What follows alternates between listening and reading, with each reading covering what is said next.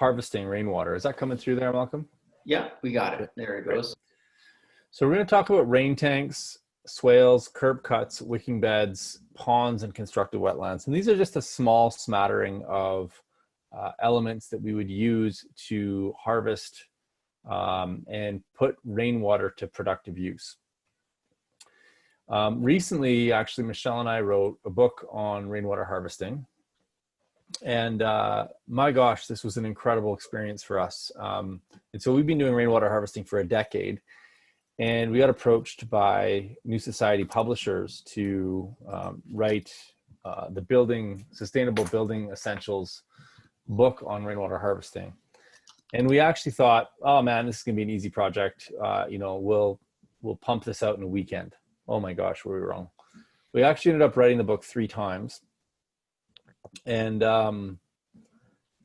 as a result of writing the book, we knew how to rainwater harvest, but we didn't know all the science behind it. And in fact, humanity didn't really understand the science behind rainwater harvesting until just recently, like in the last 20 or 30 years. And that's recent in terms of human history. The Romans, of all people, understood or at least knew empirically that when they stored rainwater in tanks for long periods of time, that the water actually improved as they stored it. But they never understood the mechanism. And now we understand the mechanism. And in fact, what we found by writing this book is that there are a plethora of mechanisms that occur within a well-designed rainwater harvesting system. And this is a little bit of a diversion, but I think it really speaks to some of the concepts that we were talking about earlier in the class when we were talking about the importance of working with nature as opposed to against her. And so probably one of the most interesting things that we learned as a result of kind of illustrating kind of the research around rainwater harvesting was this idea of biofilms and sludge layers. And you'll find this super interesting, Malcolm, given your interest in the microbiome and microbiology. So there was a researcher in Australia named Dr. Anthony Spinks, and he was working under another gentleman named Dr. Peter Coombs, who wrote the foreword to this book and who was actually the technical advisor for this book as well. And Dr. Peter Coombs is probably the most preeminent researcher and scientist on the planet with regards to rainwater. So Dr. Spinks and Dr. Coombs went out to try and understand what the Romans were observing when water was actually improving with time. And what they found were that these rain tanks were actually forming biofilms on the surface, on the inside of the tank, as well as accumulating sludge in the bottom of the tank. And best practices up until their research was essentially to drain the tanks, chlorinate it, and get rid of the sludge layer. Well, through a whole bunch of tests, what they found was that there's a few people here that need to be admitted into the waiting room here. What they found was that when they studied the biofilms, and I'll get to the sludge layer in a second, the biofilms were hyper accumulating toxins in the water. And so they studied the center water column in the tank, and they studied the biofilms on the outside of the tank. And they found that the lead concentration, because they were looking for things like lead, arsenic, cadmium, even pathogens, the lead concentration in the biofilm was 300,000 times higher than in the center water column. And so this speaks to the concept of microbial infallibility. And so because the rainwater had very little nutrient in it, the microbes started to kind of take up space on the outside of the tank, and they started to bioaccumulate and clean the rainwater. They found similar characteristics to the sludge layer in the bottom. And so it turns out that a rain tank is basically just a bioreactor. And in fact, when we map the path of a raindrop from the roof all the way out to the faucet in your house, every surface that it touches, if the system is designed properly, actually increases and improves the quality of the rainwater. And so this really kind of speaks to this idea of trusting nature. And in fact, they even they had one case study where they looked at a family that was collecting rainwater and then topping their tank off with mains water, which had chlorine in it. And the biofilms were harmed by the chlorine. And then they did another study where they compared the health of the children drinking rainwater versus health of the children that were drinking city water. And guess who got sick more often? The kids that were drinking chlorinated water. And so this rain system is basically, or could be, thought of as an extension of our microbiome. And at the very least, it's not containing products that are going to sterilize. And so that could be the primary benefit, but it could also be that there are beneficial microbes. It's just another probiotic source of for humans to basically inoculate their guts. And my gosh, what an incredible thing to think about, especially kind of in the world that we're living in right now, where we're so obsessed about sterilization, when in fact, I think that we should be looking to case studies like this and trying to understand how microbes actually create protection for us as opposed to causing damage. And in fact, what's really interesting is that when they test water, they look for coliforms and E. coli. And I don't know if you knew this, but there's something like 30 different species of E. coli, and only 2 or 3 of them actually can harm humans. And so the only way to actually understand whether you have harmful E. coli in your water is to do a genetic test on those microbes. And so because it would be impossible to do a genetic test on every single microbe in the water, they just look at it from an E. coli or a coliform and they instantly classify it as deadly. And so there's a lot of noise out there, and it ends up creating a population of people that are hypersensitive to things that they shouldn't necessarily be hypersensitive to. Now, another interesting statistic is that 6 million people live in Australia. 3 million of them use rainwater on a daily basis, and about half of those people use it without any filtration. So rainwater is a safe source of water. This is really important information, especially if you live in Alberta. Anytime between now and 2050, we're going to reach peak flow in the Bow River, which means that the Bow River will, at some point in the next 25 years, is never going to be higher. In fact, it's going to start declining. And then when it reaches peak, it'll be lower and lower every year forevermore, because the base flow of that river is a product of glacial melt. So we're almost out of glaciers, basically. And so rainwater is going to become an ever increasing important resource for Southern Alberta as we slowly come down the other side of our incredible gift of water that we've been given with the glaciers that are currently in our mountains. And so this is why I think rainwater harvesting is going to be one of the most important industries in the 21st century as people start to adopt these practices. They're going to have to, because otherwise we will not continue to be able to exist in the population density that we have in Southern Alberta unless we start to use the resources that are just right in front of our eyes. And so what's great about the Australian case study is that you cannot refute a case study of 3 million people that are living on a substance, water, half of which without filtration, the other half with some filtration, and no known cases of sickness. And what's crazy about that is you cannot make that claim on well water. You cannot make that claim on city water. We know people have died from city water. It is the safe, if it's done properly, it is the safest water that we have access to. You can't even make that claim on spring water. So just interesting thing to think about.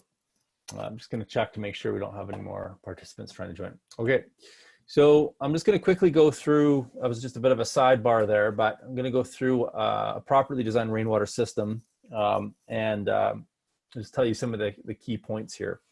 So a good rainwater system, the first kind of area of defense or important component is that we have a roof that has access to the sun.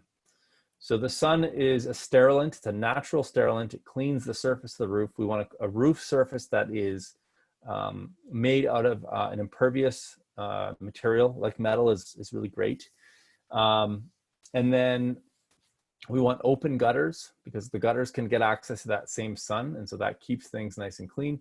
Having said that, though, the researchers that we worked with told us that dirty gutters actually provide cleaner rainwater, because if you have gunk and stuff in, especially if it's organic gunk, the organic gunk actually acts as a biofilter. It just doesn't convey very well. But because we want to collect that rainwater, we want to keep the gutters clean. In our cold climate, we want a diverter valve. And so these are available from Wayne Building Products in Calgary. You'll have to find a local supplier if you're not in Calgary. And so in the winter time, we divert the water to the garden, to a rain garden perhaps. And then in the summertime, in the springtime, in the fall, we run it through what's called a rain head. Now, this is the most important component in a rainwater harvesting system, and it filters out the material coming off of the roof. A lot of people then specify what's called a first flush diverter. These are not actually needed. The research doesn't support them actually improving the quality of the rainwater. And so we actually don't even specify these anymore. We put this here just as a conversation piece.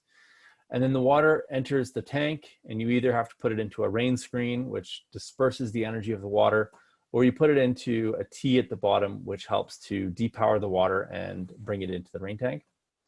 We then need an overflow. And so when the tank gets too full, it overflows to a rain garden or some sort of swale or rainwater harvesting feature in the landscape. We need an air vent. Some people like to have a level so they can see how much water is in the tank. We need a pump, and this is kind of a neat little device because this little floating ball keeps the inlet pipe at the middle of the tank, which is where the cleanest water is. And then the pump will pressurize the water and send it to wherever you need in the home.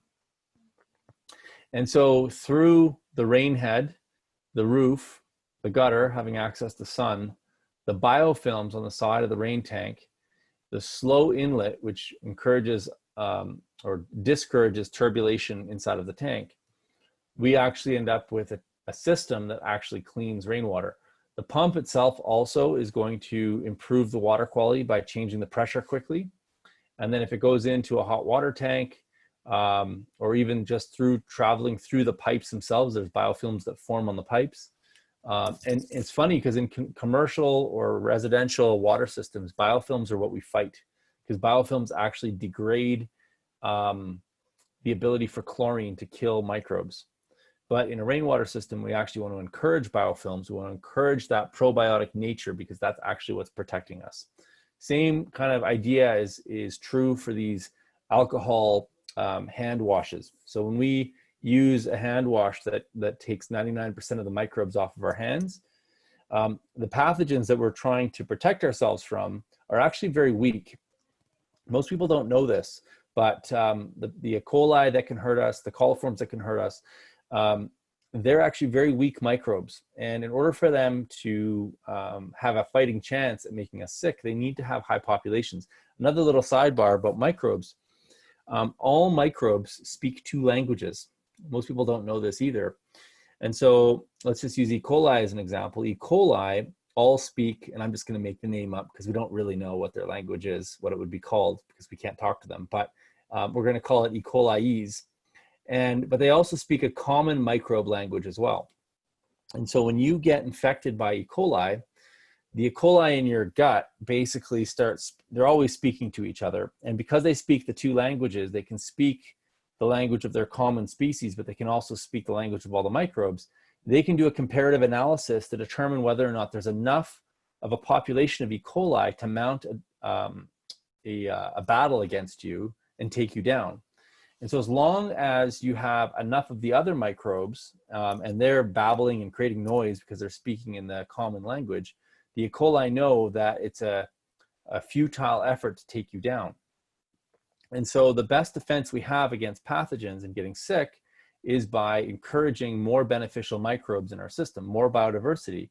And so in the same way that that works in our gut, that also works in our rain tanks, and that also works in our food forests and in our gardens. And this theme of biodiversity kind of continues on through everything that we do. And so that was what kind of blew me away. I thought rainwater harvesting when we first started was just about connecting roofs to tanks and storing rainwater, but it's actually all about a variation of a rainwater microbiome and encouraging the conditions for life so that they can help us to be stronger at what we do. And you'll find that that pattern repeats itself over and over and over again in the way that permaculture gets practiced.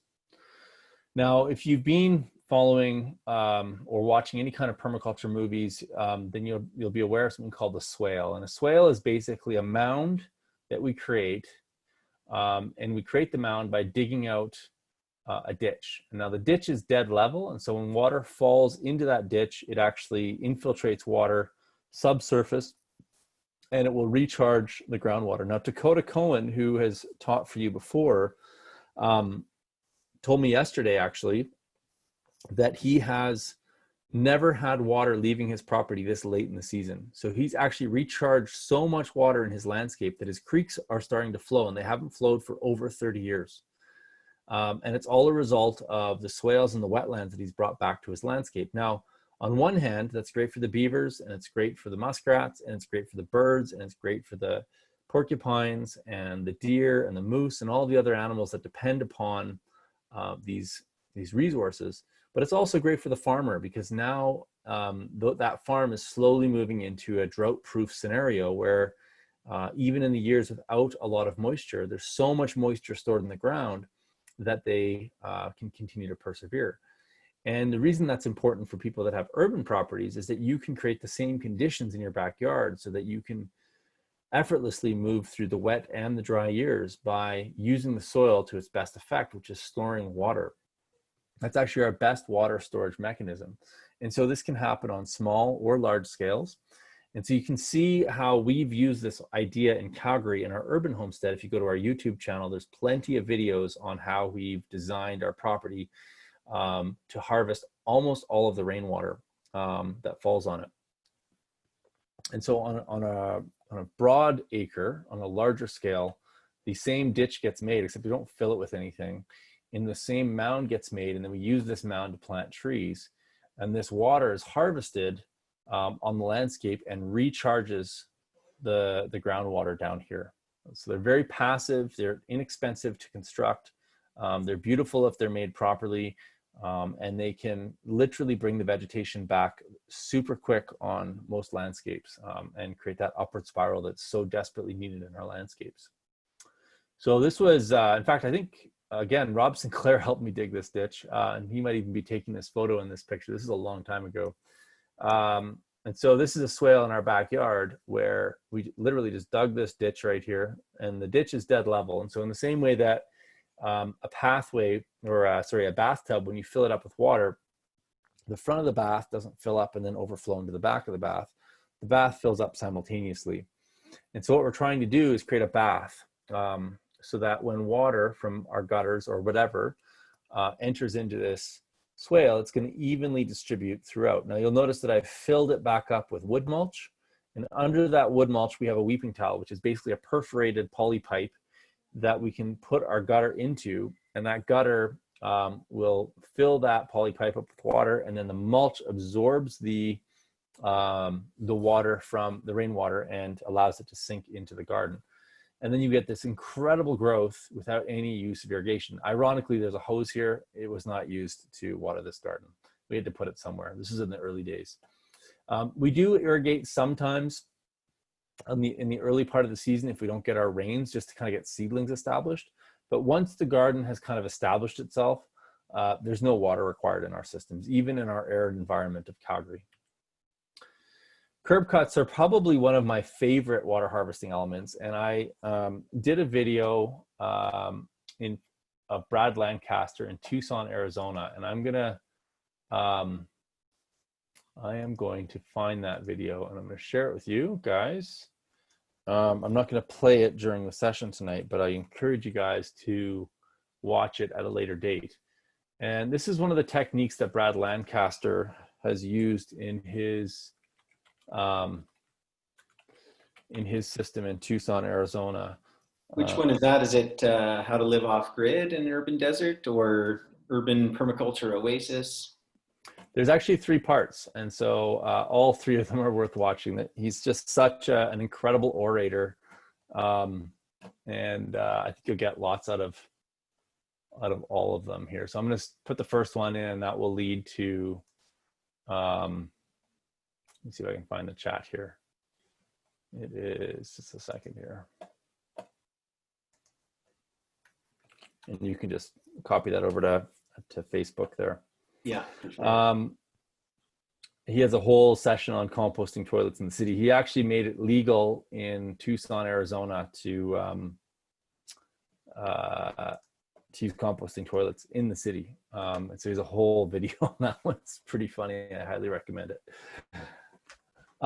Anyways, this is one of the devices that he kind of helped to develop in Tucson. And we're starting to see this idea kind of move across North America and even in Europe. And so literally, we all know that when it rains, water just flows down the side of a street. And usually it goes to a storm drain and it creates all sorts of problems in the rivers. And so what he did is he's like, well, shoot, this road is an incredible water harvesting opportunity because the problem is always the solution. And so let's cut the curb right here. And then let's put a basin, we'll dig a basin out on this side. And then when the water flows down, it'll hang a left-hand turn, fill the basin up. And then as soon as the basin is full, it'll overflow back onto the street. And you'll notice that there's another basin there and another basin there. And there's probably one down there on the other side. And so these roads then become water harvesting opportunities. And if they're set up properly with the right vegetation, they can be drought-proof vegetation basins that basically improve the quality of life of cities. They clean the air, they clean the water. And in fact, what Brad has done is he's actually planted edible species in these boulevards, specifically mesquite. There's lots of other stuff too that I can't name because I don't live in that ecosystem. And then they got together as a community and they raised money and they bought a mesquite hammer mill. And so they actually go around, they pick all the mesquite pods, they hammer mill it, and then they have the biggest mesquite pancake festival in the world. Because I don't think people usually get together to make mesquite pancakes. So they've claimed it as the biggest in the world, which is probably true. And they got the local university involved and they actually tested the tissue of the mesquite pods as well as the tissue of the trees to see if any of the heavy metals or toxins that come off of cars end up in the food. And what they found was that the trees absolutely do accumulate them, but it doesn't end up in the seeds. And they conclusively concluded that, which is great because that means that the biology is doing the same thing as the rain tank. It's accumulating the nasty stuff so that we have clean water and clean air and clean food, which is what you want to do. And so we really have to look at all these stories and start to come to conclusions about how we should be partnering with nature in order, it's really in our best interest, if you think about it that way. A wicking bed is another kind of element. For some reason, I've become the wicking bed king of the world. It is the most read blog on my website. It's not necessarily what I want to be known for. I'll just bring my wicking bed article up. It literally is the web page that gets the most traffic on my entire website over the last 10 years. And so I wanted to build these and I couldn't find good information on how to construct it. And so I searched the internet far and wide and until I could figure out how to build them. And then I came up with my own article, I guess, which is why it's so well read. And I just put it in the chat window there. on how to build these kind of best practices. So you can check that out on our website. And so basically the way that it works, sorry about that, it's a raised bed. It's got a poly liner in it. We then put a weeping tile on the bottom. We fill it up with gravel. Sorry, don't fill it up with gravel. We bring gravel up about 10 to 12 inches in the bottom. Then we put, so there's the gravel. Then we put landscape fabric down, and then we fill it up with soil. These aren't my photos. I found these on the internet because they describe it quite well. And then when you're done, you've got a raised bed, you've got a fill port, you've got soil, and you've got a liner. Now, it's really important that, that you've also got an overflow. So at the same level as where the gravel is, and you'll see this in the article that I just shared, there's also an overflow. So when you fill this pipe up with water, it won't turn this whole thing into a bathtub. It will overflow at some point. Now, what's really neat about these beds is that they basically have a built-in reservoir of water in the bottom. And that water, through capillary action, actually moves up through the gravel, and it hydrates the plants at the bottom, at the root level, which is where the plants want to receive the water. And so these beds you can fill them up and then walk away from them for a week and not have to worry about watering your plants because they've got water at the root level. Now, they're really great when we want to have garden beds close to our house, but they're not so great because we're disconnecting plants from the subsoil. So most of the nutrition that our plants are able to get comes from clays, sands, and silts, which we're technically disconnecting the plants from because we've got a lined box. So I really like these when we want to put garden boxes close to the house. And like we call it a kitchen garden, for example, or a herb garden typically would be inside of a kitchen garden, because we should be able to walk out to that garden on Sunday morning in our slippers and get all the herbs that we want for our omelet. And so when we want to put these close to our house, close to our foundation, we don't want our gardens to flood our basements. And so these can be really great water harvesting elements that grow good food without the concern of having a swale right next to our foundation and causing a flood. So that's where I typically would use these. So principle number 4 is capture and store energy. And so we're going to bring all these ideas together now into one kind of unified concept, and then I'll open it up to Q&A. And then if folks who have done their homework want to share it, they're welcome to bring some concepts forward, and I'm happy to talk to you guys about some of the insights that you've had. So most properties and small mixed farms that I visit are spread out too far. They have elements in the wrong place, and they make up for poor design in labor and drudgery. Okay, and so permaculture is aiming to solve all of these things. And so step 1 in building your permaculture property is you want to build a map and understand the flow. Now this is an extreme example. This is a farm that we consulted on a few years ago. And when we mapped out the distances that were being driven, there was 2 farms, like the farm had 2 farms basically. So there's a farm in one part of the county and a farm in another part of the county. And they were driving, thousands of kilometers per year to get access to these 2 properties. And it was taking an enormous amount of time. And we were encouraging them to kind of shrink their base down to a smaller property so that they weren't spending all this time commuting. Now, this is an extreme example, but if you're in a backyard and your stuff is all over the place, you're constantly walking around trying to manage your property when you should just be concentrating your energy into one smaller location. So on an urban property, we want to draw our yard site and try and get it to scale. So we want to build a map, basically. Then we want to draw a line representing your chores. And so if you can map out, and if you've ever been to Malcolm's shop, he's got everything laid out in his kitchens very efficiently. So we call it a work triangle in a kitchen. And so in the same way that Malcolm would never put a stove in his kitchen and a sink in his garage and a fridge in his bedroom, that'd be a disaster because he'd be constantly going between these rooms trying to get all of his materials in order to build something or make something or cook something. But yet we set our properties up this way. We set our properties up so that we've got our stuff everywhere. And then we wonder why it takes us so much time. to manage anything. And so what you can do if you're currently trying to garden or trying to manage your properties, you can actually draw a path between all the things that you do on a daily basis on your property.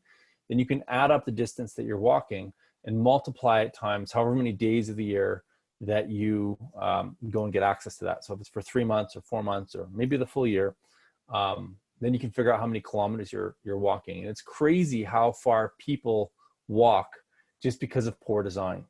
And that's time you could be doing something else like mountain biking or hanging out with friends or whatever. It doesn't have to be drudgerous. We can create very efficient systems. And I'm going to give you some tools to think about how to do that. If you do live on a rural property, you might want to check this out. We actually now have the ability to generate contour maps anywhere on the planet. And so on larger properties, we actually recommend using Google Earth Pro because it's free. And you can do a lot of this work on large properties using a free and open source tool. And you can get some base map data at this website, which is an app that Dakota and I have created. Once you got your base map, this is a property we designed in Ontario. And this is 2 acres. And so it would be a big urban lot or a small rural lot. But the idea is scale down or up. It doesn't really matter. And in fact, most of the time when we work on large properties, most of our time is spent right around the house. People hire us to design their whole farm, but until they've got their inner zone set up, it doesn't really matter what the rest of the farm looks like because they're wasting so much time trying to manage their little systems right around their house. So the first thing we do after we have a base map, and this is the full build out of the property. So this property was a blank slate when we got it. So all this rendering we've done is what the property would look like if we were able to develop it the way that they want based upon their goals. So the first thing that we do is we set out what's called a sector diagram. And so we map out the winter sun angle and we map out the summer sun angle, okay? So the sun, as we know, travels really high in the sky in the summertime and really low in the sky in the wintertime. And then they wanted, for example, to put a renewable energy system. Well, the only place that they could get access to the summer and winter sun was by putting the array over here. We then map out other sectors like the noise sector. We map out any important view sectors, things we want to be able to see. There can also be wind sectors. So where's the wind coming into the property? There may be smell sectors. There may be firefighting or fire risk sectors. There may be a flood sector.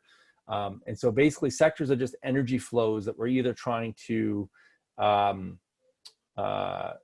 move away from our property or block from our property, or energy flows that we're trying to enhance on our property.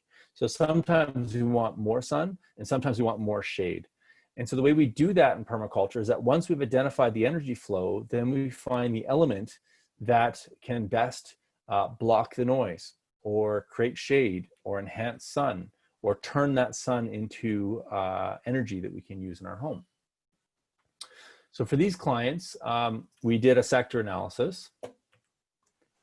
And then we also did a zone analysis. And so in permaculture, we have 5 zones.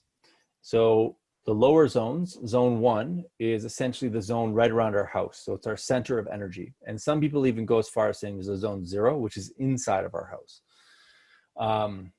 And then as we go higher in zones, the zones then get further and further away from our center of energy. So zone 2 is a little bit further away than zone 1 or harder to get to.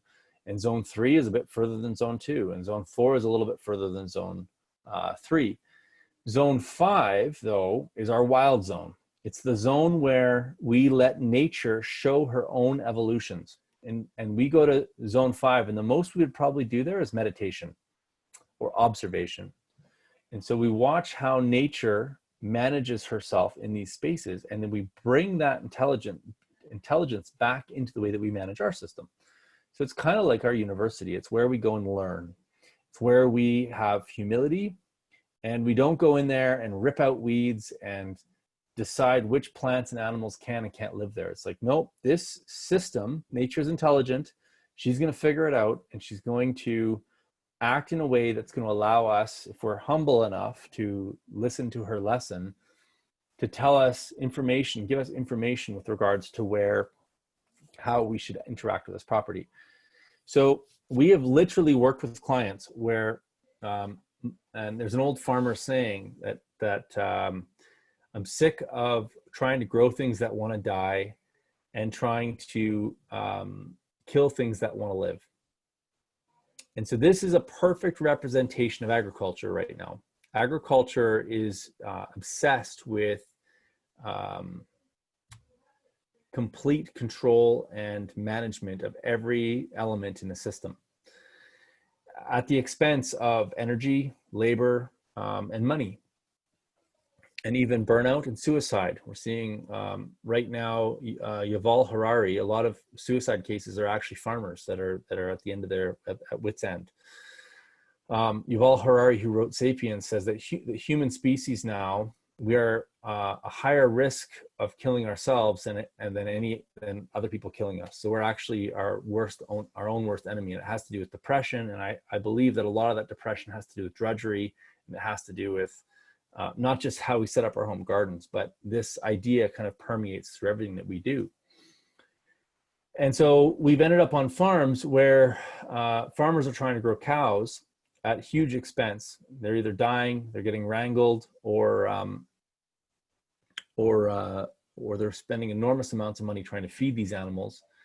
And yet we'll be there, and a gaggle, I think that's what you call a whole bunch of turkeys, a gaggle of turkeys wild turkeys will walk across the landscape.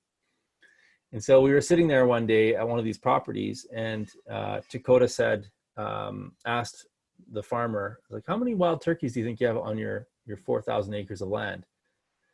And he's like, I don't know, maybe 10 turkeys per acre, like wild turkeys. These are turkeys that are not being cultivated. And what was crazy is that there was more biomass in turkeys on that land than there was in cattle. And the turkeys required zero effort. They just grew there all on their own.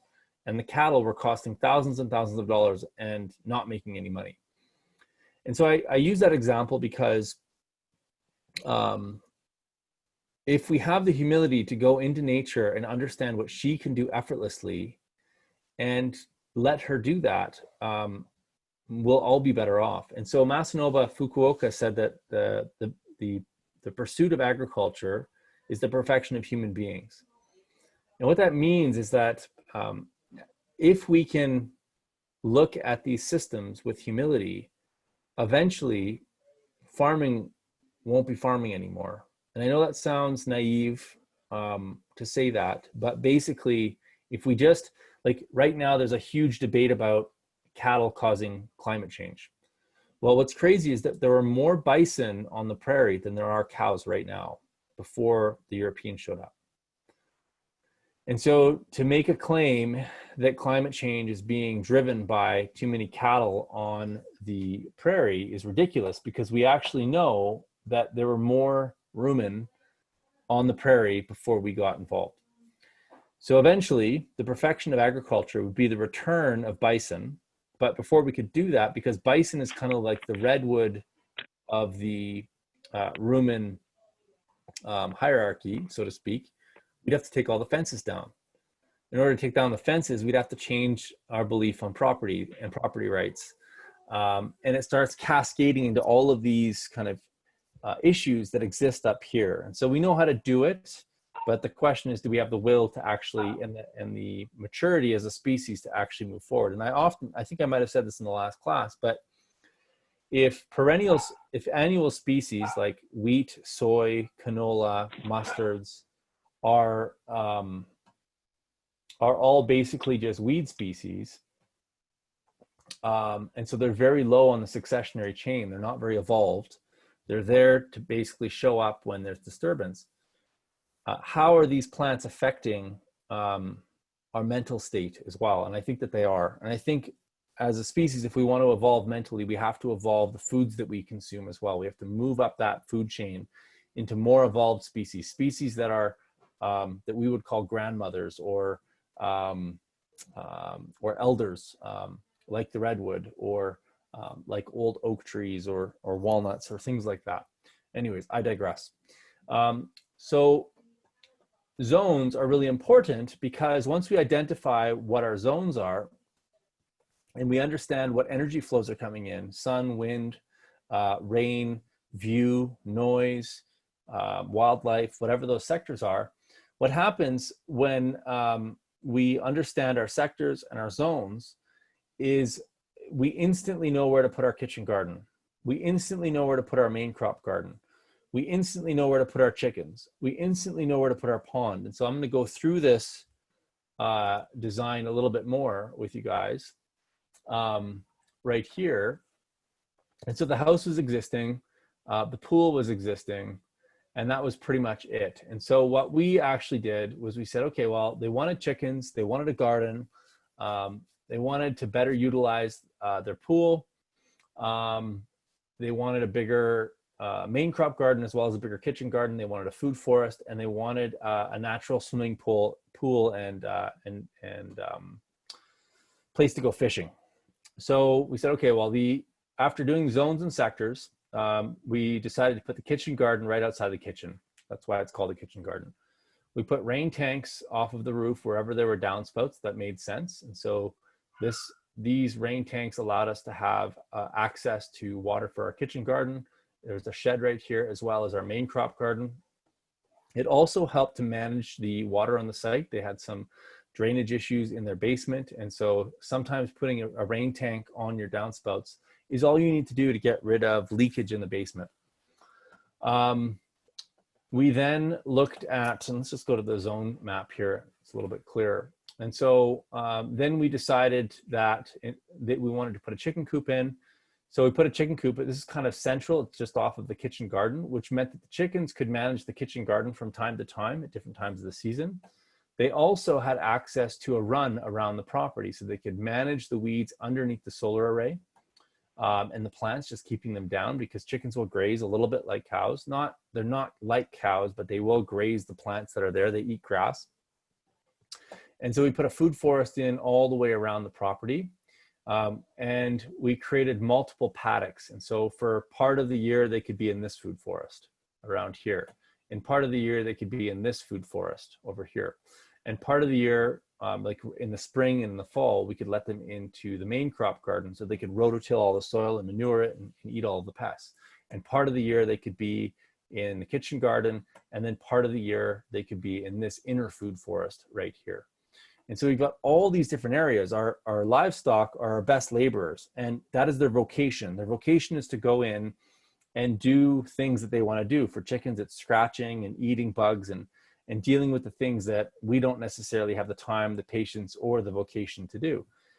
So this is where this concept of work is just a failure in design. It's just an element that we're missing. You don't have a slug problem, you have a duct deficiency. You don't have a grasshopper problem, you're just lacking turkeys in your system. And so permaculture is all about trying to create meaningful relationships between different elements. And when we find that we're engaging in drudgery, it just usually means that we're missing an element in the system that's going to make our life a little bit easier.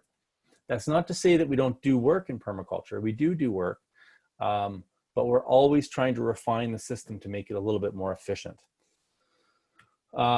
And so we had a chicken coop in the middle. We had a food forest kind of right here.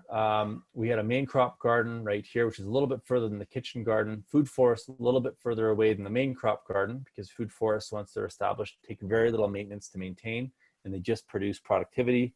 We had a beach and fire pit with a little fishing hole in here and a natural swimming pool. They really like to swim. We had a more conventional swimming pool. We put a solar array up here to heat the swimming pool so they didn't have to use natural gas to do that. Eventually, they would put the solar array here, which would provide all of their electricity requirements. All the water on this property was actually brought in by truck. And so one of the reasons we put all these rain tanks in was so that they could harvest rainwater and fill up their water cistern and pay less money for trucked water. And then it was really important for them to have a recreation space. And so we kept this big lawn here, which could also be used for the chickens from time to time if they wanted to let them graze on the grass. So we kind of had the best of all of the kind of elements that this particular family wanted to have on their property. And so we end up doing these types of plans for a lot of clients to help them kind of understand where things go. And all we do is we do zones, sectors, needs and yields, and water analysis. And from there, the property literally just starts to design itself, because there's only so many places that will, like a main crop garden, for example, needs to be a little bit further than a kitchen garden. It needs access to sun, it needs access to water. And there's usually only one or two places for that to go. A food forest needs access to water. It needs less labor than a main crop garden, and it needs access to sun. And so once you start understanding the needs and yields of these different elements, and you know how to delineate those needs and yields, then the elements actually place themselves onto the property. And so you can kind of think about property design as actually just creating layer after layer after layer after layer.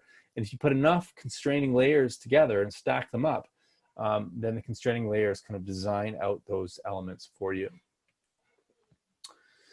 So I'm going to conclude tonight with this quote. Sitting at our back doorsteps, all we need to live a good life lies about us. Sun, wind, people, buildings, stones, sea, birds, and plants surround us. Cooperation with all these things brings harmony. Opposition to them brings disaster and chaos. And I think we can really describe what humanity has done over the last 12,000 years through this idea of trying to master nature as opposed to trying to work it. In fact, we are nature working. That's actually the expression that we need to be thinking about. We are part of nature, and it's in our best interest to acknowledge that we are part of that system. And to be good neighbors means that we need to take care of ourselves, our community, and the ecologies around us. And we can start doing that right outside of our back door. So if the most negative thing on the planet is the nuclear bomb, I don't actually think we know what the most positive thing is. I don't think we know yet how good we could be. I think I have a sense of it. I have a sense of what it could be like. But all the scarcity and concern that we feel, especially in this crazy time of COVID, doesn't have to be this way. We can meet most of our supply chain needs right outside our back door, or at least within our city limits. And if not within our city limits, just slightly outside of our cities. We've created these long supply chains all around the world, and they are breaking down right now. And they're breaking down because they are inherently fragile. And so I see COVID as an incredible inflection point in human history where we can learn. And I've been taking notes and watching very carefully with regards to which systems have thrived, which systems have broken, because I don't think this is the last time it's going to happen. And I think the inflection point for all of us is to start figuring out how we turn this problem into an opportunity, how we turn it into a solution, so that the next time it happens, it's a lot less painful. We've got a lot of our needs are being met right outside our back door or within our communities. And this is my mentor, or one of my mentors, Jeff Lawton. All the world's problems can be solved in the garden. And so all of our supply chain needs, all of our nutrition needs, we can clean water, we can clean air, we can teach our children, we can build community. It all happens back in that garden. And we've left the proverbial garden. We've outsourced it to far off places. And it's time for us to stop outsourcing this very basic element that has been with humanity for thousands of years and needs to be brought back into the way that we lead a healthy and resilient life. Now, I covered a lot of ground in the last 3 sessions. And if I'm being totally honest with you, the introduction to permaculture is actually closer to 72 hours. It takes about 72 hours to explain this idea to somebody. And even after that, it still takes years to think about this stuff. I have been writing tirelessly for the last 10 years on my website, blogs. I just recently broke 500 videos on YouTube. My passion is helping people to take care of themselves and their communities. And if I would invite you guys to check out our website, check out our YouTube channel, and see if any of the content resonates with you. And reach out if you have any questions. I love hearing from people that that are starting on their permaculture journey. And if any of this resonated with you and you want to take it further, check us out online. We're probably going to have another online permaculture design course in the not too distant future. We just finished one right now. It was a raving success. I'm just in the middle of marking everybody's design projects right now. It's 300 plus projects. It's unbelievable. And I just want to thank Malcolm and the Light Cellar. You guys have literally been a beacon of light in Calgary. You've helped to raise the awareness around food and the importance of quality and the nutrition and the ethics of where that food comes from and how it's grown. It's absolutely important. It is so lovely to be part of a community in Calgary, surrounded by people like Malcolm and the people that Malcolm surrounds himself in. Because while we started this whole journey off with some of the terrible things that are happening, when you surround yourself with the right people, those scary things become a lot less scary because you know you have people you can rely upon. So one last plug I'm going to give. If you're in Calgary and you want to become part of the permaculture community group, or the community, I should say, you should check out Calgary Permaculture. It's a not-for-profit. Most of the time when we're not quarantined, we meet for potlucks once a month. It's free, and it's a great way to plug into the community. So thanks so much, Malcolm. Yeah, right on. Well, thanks so much. We just had a comment here from Jenna. It says, by far the most useful Zoom of COVID. Bravo. Yeah, that was great. A lot of us have been on a lot of calls, a lot of Zoom calls. And Marcy had also commented, she felt some of it was a bit over her head. Yeah, absolutely get it. I mean, and Rob definitely framed that like this is a lifelong journey of learning, and you know, each of us can get into this at any angle, even if it's just choosing to talk to your farmer that you get your food from with a little bit more kind of thought. And you know, there's a lot of people out there, you know, like Rob Avis, like Dakota Cohen, who are teaching, and farmers that are taking up these methods. That could be our participation, right? Ideally, absolutely. We all do have these kind of permaculture paradises in our backyard, but we got to start with you know, those that are already down that path, and we can support them, and we can get our food from them, begin to relocalize. And yeah, I 100% agree that, you know, in order to move through this time, this period where we're beginning to see, as you said, all these systems kind of collapse that we've built up, it's produced so much abundance, yet at such a cost. And I 100% agree as well. We can have that level of abundance, but in a sustainable, regenerative way. And permaculture absolutely gives me hope for those like yourself that are doing it, are creating it. I'm, you know, years and years behind you, Rob, but you know, hey, it's not my focus, just like many people on this call, but the more I'm choosing it to become my focus, the more I'm moving forward. And yeah, thanks for helping us out. I'd love to get into questions, because there's definitely a few from this call, one or two from the last one, and just see where it goes. I know the questions is absolutely, it's been very informative, engaging, and allows us to kind of get a little bit more personalized from the presentation today, which was excellent as well. So right off the top of the call here, NNB Hefleck had said their water harvesting system is the cat's pajamas, but it smells like the cat's litter box. Is that normal? No, it's not normal. It probably means that you're not, I'd have to see what you're doing, but you got to make sure that you've got the right screens on it, so you don't have a bunch of nutrient going into the actual rain tank itself. And there's obviously some sort of nutrient going in there, and it probably means that it's going anaerobic. Okay, so here we had Jenna, textile artist, said, great point on rainwater system, extending our microbiome. Yeah, that was awesome, love that.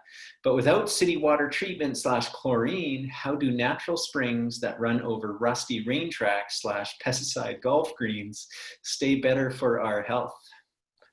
How do natural springs that run over rusty train? Well, they don't. If you're drinking water from springs that have moved through those types of systems, it might not be healthier. And that was my point. So It depends on what kind of material that water is running through to depend on whether it's safe or not. There's a kind of a belief that spring water is the best water out there, and it might be, but it might not be as well. And so I would just be cautious about trusting it. It's all about context, right? Like, where is that spring? There's actually plenty of springs in Calgary. I enjoy visiting them, seeing them, knowing that they're there, but I don't drink from them. Just knowing what else is around it and that potential contamination. Yeah. Whereas, rainwater, it's gone through that hydrological cycle, and as it's falling from the sky, it's going to have far less pollution in it. I had a question. I mean, we have what would be considered an eco roof in that sense, but it's because it's made out of rubber from old tires. But I'm assuming that's probably not ideal to collect water off of in that regard. Probably okay for your garden, but I'd be careful about drinking off of it. Yeah, totally. But it's great for the hail. Yeah, it really is. Okay, Peaceful Jeff says, does the PDM discuss embodied energy? Are there easy ways to find or compute embodied energy? So indirectly, the Permaculture Design Manual does talk about embodied energy. One of the tools that I'm working on building right now is trying to understand how much energy is embodied in farm products. So if a farmer wants to actually show that they're regenerative, I believe that eventually we should get to a point where our farms are exporting more energy than they're importing. And so I'm going to build that tool so that people can quantify it. But Mollison does talk about how crazy industrial farms are in his manual. Okay, you may or may not know what this is. From Facebook, what do you think about purifying water with shungite? I'm not sure what shungite is. I'd have to look into that. Yeah, okay. Another question, same person, was she notices different weeds, will show up one year and then it's a different weed the next year. Any thoughts or comments there? Yeah, so every plant has a germination or series of germination signals. Like thistle, for example, almost always shows up after disturbance or after the bulldozer shows up. And so it's kind of like the Band-Aid. And so different seasons are going to have different signals, and plants will respond to those different signals. And this is why kind of classifying what plants should and shouldn't be there is kind of ridiculous, because there's been plants that have been extinct in Jordan, or thought to be extinct for hundreds of years. And the princess of Jordan, through the advice of Jeff Lawton, the guy I showed at the end there, Jeff just recommended that they put a fence around one of the royal gardens to stop the goats from coming in. And the fence basically allowed for this one flower that they had thought was to be extinct in that location for 100 years to randomly just bolt up again. And so we have to remember that plants, just like, are kind of like humans in a lot of ways, that they, every action has an equal and opposite reaction. And so those systems are not static. They're absolutely dynamic. Yeah. Okay. And so the one more thing I'll say about that too, is that if you're conscientious about which plants show up from one year, you can start to try and deduce why they're doing that. And so really crazy story that I'll tell you. We were in Tasmania, and we were at a pub one night, and it's funny how Permies kind of gravitate towards each other. And so I don't know what it was that Michelle or I was exuding, but these two people came up to us and said, "Hey, are you guys Permies?" We're like, "What led you to believe that?" And they're like, "I don't know, you just kind of looked like them." And anyways, so after a beer or two with these people, they're like, "Hey, you guys should come and stay at our place." And we're like, okay. So we went back to their house, and it turns out that they live on a creek in Tasmania that has one of the last remaining habitats for the freshwater blue lobster. Now, these are lobsters that get to 1 meter long. They're really rare, and most of them are extinct because of the deforestation that goes on in Tasmania. Anyways, we were just kind of exploring their creek and looking at these blue lobsters. And they told us this crazy story. And they said, about 4 years ago when we were there, we watched all the blue lobsters walk out of our creek and climb up into the headwaters, into the hills behind our house, like way far behind their house. We couldn't figure it out. We thought maybe the water was poisoned, or so we had the water tested, and we just couldn't, like, we were really worried about these lobsters because we knew that they were really endangered. Anyways, a few months after the lobsters had all left, the creek dried up. And then they had the worst forest fire season ever in Tasmania. And maybe they've had a worse one since, I don't know. But anyways, the lobsters picked up a signal in nature that we were unable to observe, and knew that the creek was going to go dry. And so in our ecosystem, there's two other little things that happen. So the black poplar is usually the first tree to bud out. And when the black poplar buds out, you know that we've passed our first frost. And then the gall wasp lays its eggs in the autumn in goldenrod, and it has to determine approximately how much snow is going to fall that season to protect itself through the wintertime. If it gets it wrong, it's exposed to the extreme cold and it dies.